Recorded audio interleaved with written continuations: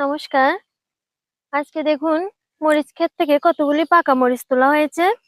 যে আরো আছে। তো আজকে এই ক্ষেতের মালিকের সাথে কিছু কথা বলবো।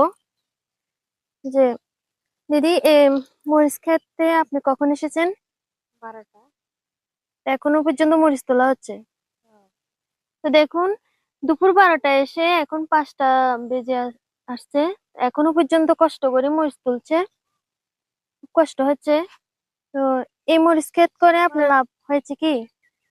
এখনই দেখুন, লাভ হয়নি।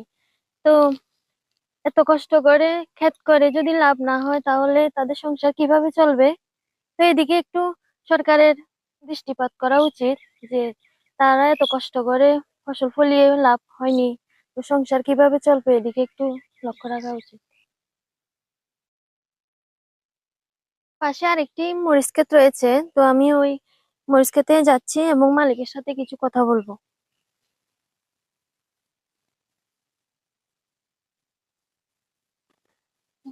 আচ্ছা, আপনি কি মরিচ তুলছেন?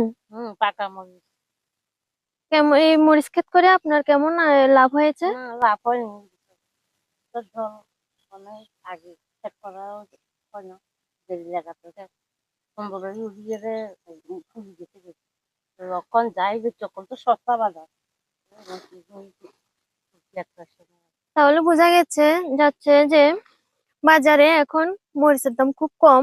তাই পাকা মরিচ তুলে তারা কিছু বীজের জন্য রাখবে আর কিছু তারা বিক্রি করার চেষ্টা করবে বেশি দামে।